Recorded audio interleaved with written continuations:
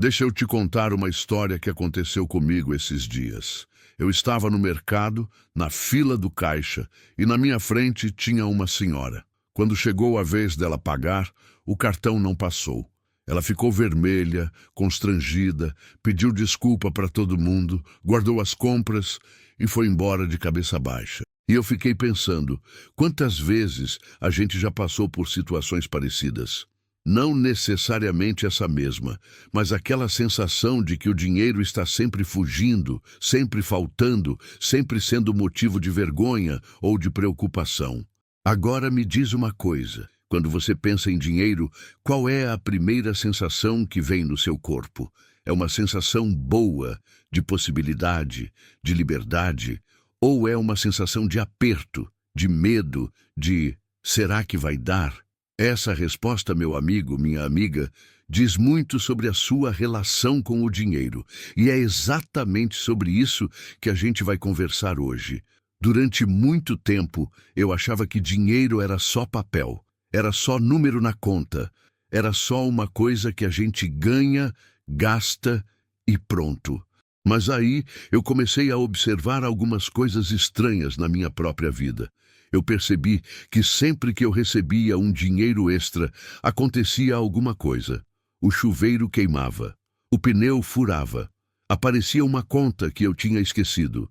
Parecia que o dinheiro tinha vida própria e não queria ficar comigo. E eu ficava pensando, por que com algumas pessoas o dinheiro parece que gruda e comigo parece que escorre que nem água? Foi aí que eu comecei a entender que dinheiro não é só papel.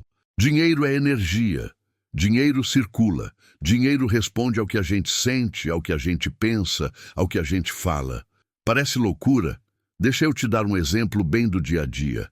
Sabe aquela pessoa que você conhece que vive reclamando que está dura, que nunca tem dinheiro, que tudo é caro demais, e ela continua sem dinheiro, né?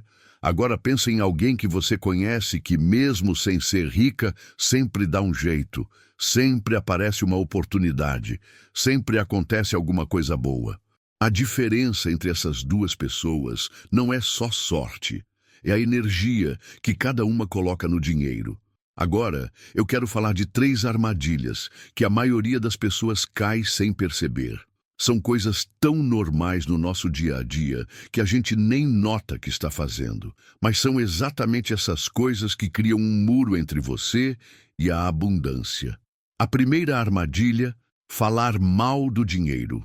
Presta atenção nas coisas que você fala sobre dinheiro no seu dia a dia. Dinheiro é sujo. Rico é tudo desonesto. Dinheiro não traz felicidade. Para ganhar dinheiro, tem que se matar de trabalhar. Eu cresci ouvindo muitas dessas frases, e sem perceber, eu internalizei tudo isso. Lá no fundo, eu achava que querer ter dinheiro era coisa de gente gananciosa, que se eu ficasse rica, eu ia virar uma pessoa ruim. E aí o que acontece? O seu próprio inconsciente sabota você. Porque se você acredita que dinheiro é ruim, por que você ia querer ter muito dele? Eu tive que reaprender a falar sobre dinheiro. Comecei a trocar as frases. Em vez de dinheiro não dá em árvore, comecei a dizer dinheiro é uma energia que circula e pode circular para mim também. Em vez de tá tudo caro demais, comecei a dizer estou aprendendo a administrar melhor o que tenho. Parece bobagem, mas não é. As palavras que a gente usa programam a nossa mente. E a nossa mente cria a nossa realidade. A segunda armadilha, ter vergonha de cobrar. Essa armadilha pega muita gente, principalmente quem trabalha por conta própria ou oferece algum tipo de serviço. Sabe aquela sensação de constrangimento na hora de falar o preço? De querer fazer um descontinho só para a pessoa não achar caro? De trabalhar de graça porque é para um amigo? Isso é um sinal claro de que você não valoriza o seu próprio trabalho. E se você não valoriza, por que os outros vão valorizar? Eu conheci uma mulher que faz bolos maravilhosos. Os bolos dela são obras de arte. Mas ela cobrava uma mixaria porque tinha vergonha de cobrar mais caro. Ela trabalhava o dia inteiro, ficava exausta e no final do mês mal conseguia pagar as contas. Um dia, alguém perguntou para ela: se você fosse comprar esse bolo de outra pessoa, Quanto você pagaria? Ela pensou e disse um valor 3 vezes maior do que ela cobrava. Ela estava se sabotando. Estava dizendo para o universo: eu não mereço receber bem pelo que faço. Se você presta um serviço, se você vende alguma coisa, se você trabalha para alguém, pergunte a si mesmo: eu estou recebendo de acordo com o valor que eu entrego?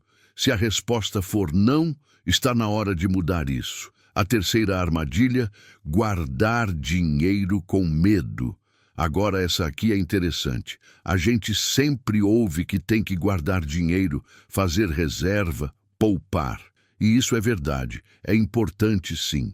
Mas existe uma diferença enorme entre guardar dinheiro com planejamento e guardar dinheiro com medo. Quando você guarda dinheiro pensando: preciso guardar porque pode acontecer uma desgraça, preciso guardar porque o mundo está difícil, preciso guardar porque senão vou passar necessidade, você está colocando uma energia de medo e de escassez no seu dinheiro. E o dinheiro sente isso. Parece maluco, mas é real. Por outro lado, quando você guarda dinheiro pensando: estou guardando para realizar um sonho, estou guardando para ter mais liberdade, estou guardando porque quero crescer, você está colocando uma energia de esperança e de abundância. O dinheiro é o mesmo, a quantidade é a mesma, mas a energia é completamente diferente. Deixa eu te ensinar um exercício que eu faço e que mudou muito a minha relação com o dinheiro. Eu chamo de exercício da carteira. Toda vez que eu vou pagar alguma coisa, antes de entregar o dinheiro ou passar o cartão, eu agradeço mentalmente. Eu penso: obrigada, dinheiro, por estar aqui. Obrigada por me permitir comprar essa comida. Obrigada por circular na minha vida. E toda vez que eu recebo algum dinheiro, mesmo que seja pouco, eu também agradeço. Bem-vindo, dinheiro. Você é bem-vindo na minha vida. Pode ficar à vontade e pode trazer mais amigos. Parece brincadeira, mas não é. Esse exercício muda a forma como você se sente em relação ao dinheiro. E quando você muda o sentimento, você muda a energia. E quando muda a energia, as coisas começam a acontecer de forma diferente. Agora eu quero te provocar a fazer uma reflexão. Olha para a sua situação financeira hoje. Não importa se você está bem ou se está apertado. Olha para onde você está agora. Essa situação é resultado de decisões, pensamentos e sentimentos que você teve nos últimos meses e anos. Não estou dizendo isso para te culpar. Estou dizendo para te empoderar, porque se a sua situação de hoje é resultado do que você pensou e fez ontem, então a sua situação de amanhã vai ser resultado do que você pensa e faz hoje. Isso significa que você tem poder. Você não é vítima das circunstâncias. Você pode mudar a sua história. Mas para isso, você precisa mudar algumas coisas primeiro. Agora, eu vou te dar 4 passos práticos para você começar a mudar a sua relação com o dinheiro. São coisas simples que você pode começar a fazer hoje mesmo. Primeiro passo: faça as pazes com o dinheiro que você tem. Muita gente vive olhando para o que não tem e esquece de valorizar o que já tem. Você pode estar pensando: mas eu não tenho quase nada. Tudo bem, mas o pouco que você tem, você valoriza? Faça o seguinte: pega a sua carteira agora. Se tiver algum dinheiro lá, mesmo que seja pouco, organize ele. Notas viradas para o mesmo lado, arrumadas direitinho. Se você tem conta no banco, entra lá e olha o saldo com carinho, não com desespero. Isso parece bobagem, mas é um ato simbólico. Você está dizendo: eu valorizo o que tenho, eu cuido do que é meu. E quando você cuida bem do pouco, o muito começa a aparecer. Segundo passo: elimine as reclamações sobre dinheiro. Durante uma semana, faça um desafio. Não reclame de dinheiro. Não fale que está caro. Não fale que está duro. Não fale que não tem. Não fale que não vai dar. Isso não significa ignorar a realidade. Se você está com dificuldade, está com dificuldade. E tudo bem reconhecer isso. Mas existe diferença entre reconhecer e ficar remoendo. Quando você para de reclamar, você abre espaço para pensar em soluções. Você para de alimentar a energia de escassez e começa a alimentar a energia de possibilidade. Terceiro passo: celebre cada entrada de dinheiro. Não importa se é o salário, se é um troco que você achou no bolso da calça, se é um Pix que alguém te mandou. Cada vez que entra dinheiro na sua vida, celebre.